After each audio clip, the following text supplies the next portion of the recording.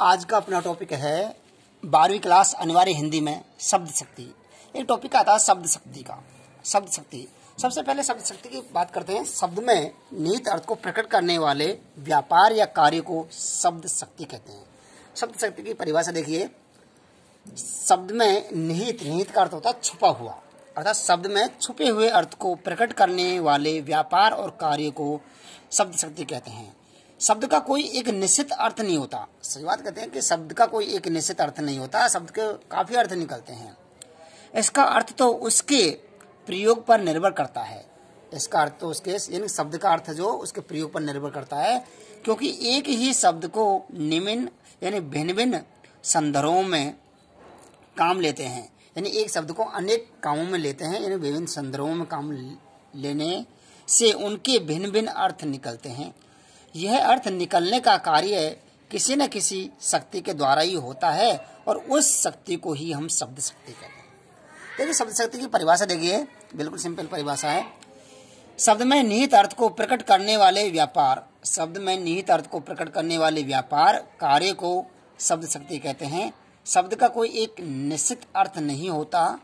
मैंने पहले ही बताया कि शब्द का एक निश्चित अर्थ नहीं होता, उसका अर्थ तो उसके प्रयोग पर निर्भर करता है। यानी शब्द का अर्थ उसके प्रयोग पर निर्भर करता है, क्योंकि एक ही शब्द को भिन्न भिन्न संदर्भों में काम में लेने से उसके भिन्न भिन्न अर्थ निकलते हैं। यह अर्थ निकलने का कार्य किसी न किसी शक्ति के द्वारा होता है और उस शक्ति को ही हम शब्द शक्ति कहते हैं। जैसे देखिए, लड़की शतरंज खेलती है, यहाँ पर अर्थ लिखा लड़की शतरंज खेलती है, भारत जाग उठा। यहाँ पर शब्द का सिंपल अर्थ निकलना है, यह अविदा शक्ति के माध्यम से कही है कि लड़की शतरंज खेलती है। खेलती तो खेलती है, सिंपल अर्थ है। भारत जाग उठा, यहाँ में देखिए शब्द का अर्थ हो गया भारत नहीं जागा, भारत के लोग जाग उठे। सूर्य अस्त होने वाला है, और सूर्य अस्त होने वाला है तो इन शब्दों से एक अन्य अर्थ भी निकलता है, सूर्य अस्त होने वाला है। तो यानी कि जो ग्वाल हैं अपने घर के लिए चल देते हैं। देखिए आचार्य मम्मट ने अपने काव्य शास्त्र, आचार्य मम्मट एक संस्कृत का कवि है, उन्होंने एक रचना लिखी है, यानी व्याकरण का ग्रंथ लिखा है काव्य शास्त्र। काव्य शास्त्र में शब्द शक्ति को 3 भागों में बांटा गया है। 3 भागों में बांटा गया है। देखिए नंबर 1 अभिधा।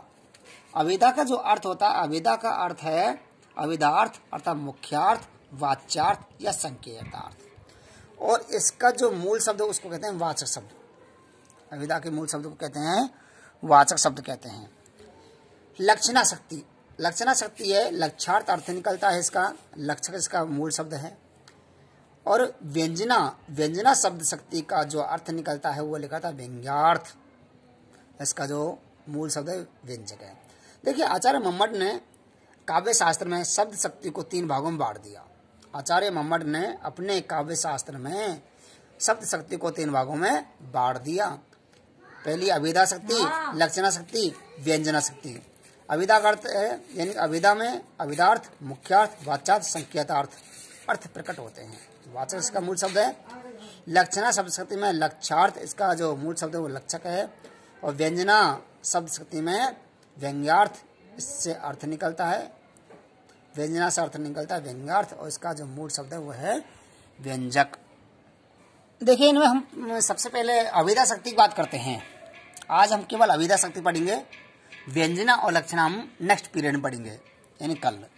अभिधा शक्ति, अभिधा का अर्थ होता है नाम, अतः वक्ता द्वारा बोले गए वाक्य या शब्द के साधारण एवं व्यवहारिक अर्थ को प्रकट करने वाले शक्ति को शब्द शक्ति कहते हैं। अर्थात इससे सिंपल व्यवहारिक अर्थ निकलता है, इससे व्यवहारिक अर्थ निकलता है। अर्थात अभिधा शक्ति का परिभाषा योगी यानी कि जिस शब्द से यानी वक्ता द्वारा बोले गए वाक्य या शब्द के केवल साधारण एवं व्यवहारिक अर्थ निकलता है, जिसको हम व्यवहार में लेते हैं, उस व्यवहारिक अर्थ को प्रकट करने वाली शक्ति को ही हम अभिधा शक्ति कहते हैं। ठीक है, यह शक्ति किसी के गुण, जाति, धर्म आदि का ज्ञान कराती है। परिभाषा पुनः देखिए। अभिधा का अर्थ है नाम, अतः वक्ता द्वारा बोले गए वाक्य या साधारण एवं व्यवहारिक अर्थ को प्रकट करने वाली शक्ति को अविद्या शक्ति कहते हैं। यह शक्ति किसी के गुण, जाति, धर्म आदि का ज्ञान कराती है। जैसे देखिए, सिंपल अर्थ लिख रहेगा, मैदान में गधा चल रहा है। भाई मैदान में गधा चल रहा है, बिल्कुल सिंपल सी बात है। भाई चल रहा है तो चल ही रहा है, इससे कोई फर्क नहीं पड़ता। ठीक, मैदान में गधा चल रहा है। अगला देखिए सांकेतिक, क्योंकि अविद्या का जो अर्थ निकलता है सांकेतिक भी निकलता है। ठीक है, सांकेतिक। सांकेतिक देखिए, जिस शक्ति के द्वारा साक्षात या सांकेतिक अर्थ को बोध होता है उसे अविद्या शक्ति कहते हैं। अर्थात जिस शक्ति के द्वारा साक्षात यानी सांकेतिक कर ली इसको, सांकेतिक अर्थ का बोध होता है उसे अविद्या शक्ति कहते हैं। सांकेतिक शब्द का मुख्यार्थ माना जाता है। सांकेतिक शब्द का मुख्यार्थ माना जाता है क्योंकि इसमें शब्द मुख्य अर्थ का बोध होता है। इसमें शब्द के मुख्य अर्थ का बोध होता है, इसलिए इसे प्रथम शक्ति भी कहते हैं। इसीलिए प्रथम शब्द शक्ति भी कहते हैं, प्रथमा।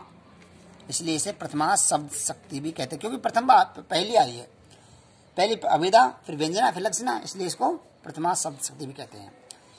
सांकेतिक शब्द आया, अविद्या से एक वाचक शब्द निकलता है। वाचक, इसका जो मूल शब्द होता है वाचक होता है। अविद्या शक्ति द्वारा जिन शब्दों के वाच्यार्थ या मुख्यार्थ का बोध होता है उसे वाचक शब्द कहते हैं। दोबारा देखिए, अविद्या शक्ति द्वारा जिन शब्दों के वाच्यार्थ या मुख्यार्थ का बोध होता है उसे वाचक शब्द कहते हैं या वाचक कहा जाता है। वाचक शब्द के तीन भेद हैं। वाचक शब्द के तीन भेद हैं। हम इसको शब्द विचार में पढ़ लेते हैं। शब्द विचार में पढ़ते हैं कि वाचक शब्द, देखिए वाचक शब्द के तीन भेद हैं। रूढ़ शब्द कहते हैं। रूढ़ शब्द उसे कहते हैं जिन शब्दों के हम टुकड़े नहीं कर सकते, जिन शब्दों को हम तोड़ नहीं सकते उसे क्या कहते हैं? रूढ़ शब्द। परिभाषा देख लीजिए, जिन शब्दों का विश्लेषण मतलब तोड़ना या उत्पत्ति संभव नहीं है, अर्थात जिनको तोड़ा नहीं जा सकता है, उनके अर्थ का बोध समुदाय शक्ति द्वारा होता है, उसे रूढ़ कहते हैं। क्या कहते हैं? रूढ़। ठीक है, देखिए रूढ़ शब्द का जैसे गाय रूढ़ शब्द है, जल रूढ़ शब्द है, अर्थात ये ऐसे शब्द हैं जिन्हें हमें तोड़ नहीं सकते, उन्हें क्या कहते हैं? रूढ़ शब्द कहते हैं। नेक्स्ट अगला देखिए अपना है यौगिक शब्द। यौगिक का मतलब जोड़ना। वे शब्द जो मूल शब्द एवं प्रत्यय के योग से बनते हैं। वे शब्द जो मूल शब्द अर्थात वे मूल शब्द जो प्रत्येक योग से बने हैं और उनका विश्लेषण संभव है, उसे तोड़ सकते हैं और तोड़कर उसके अर्थ का बोध प्रत्येक की शक्ति से हो, उसे योगी शब्द कहते हैं। चल यौगिक शक्ति का यानी योगी शब्द का हम साधारण अर्थ ले लेते हैं।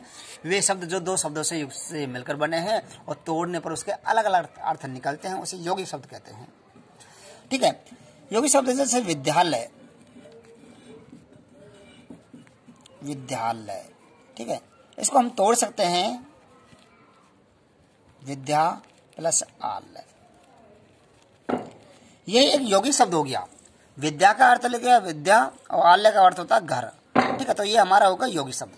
नेक्स्ट अपना योग रूढ़ शब्द। कौन सा है? योग रूढ़ शब्द। योग रूढ़ शब्द में देखिए,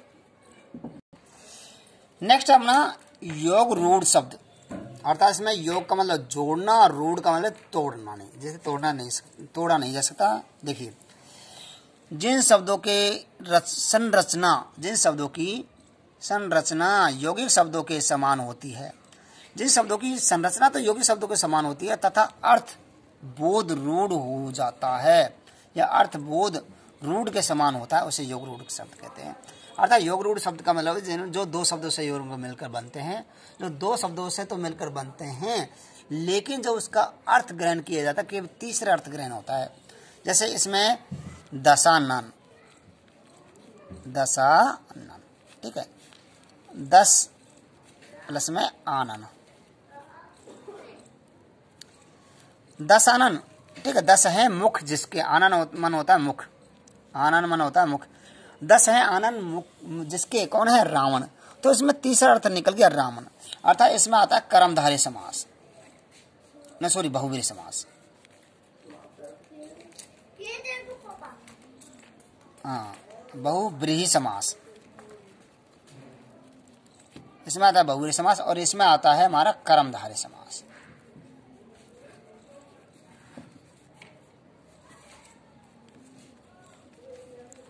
इसमें आता है कर्मधारय समास, इसमें बहुव्रीहि समास का उदाहरण है।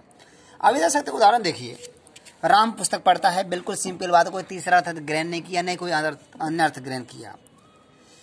किसान खेत पर हल चलाता है, अरे हल चलाता है वो तो सिंपल बात है, बिल्कुल सिंपल बात, कोई तीसरा अर्थ भी ग्रहण नहीं किया गया।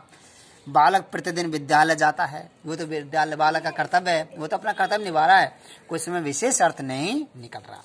ठीक है, नेक्स्ट हम पढ़ेंगे कल व्यंजना और लक्षणा शब्द शक्ति पढ़ेंगे। ठीक है, थैंक यू स्टूडेंट। देखिए फिर भी कोई समस्या है, तो आप मेरे मोबाइल नंबर पर कांटेक्ट कर सकते हैं 9610133100। ठीक है, इस नंबर पर यदि कोई आपको इसमें से कुछ शब्द इसमें समझ नहीं आ रहे, ठीक है, और यदि इसमें कोई समस्या है तो आप इस नंबर पर कांटेक्ट कर सकते हैं। Thank you student.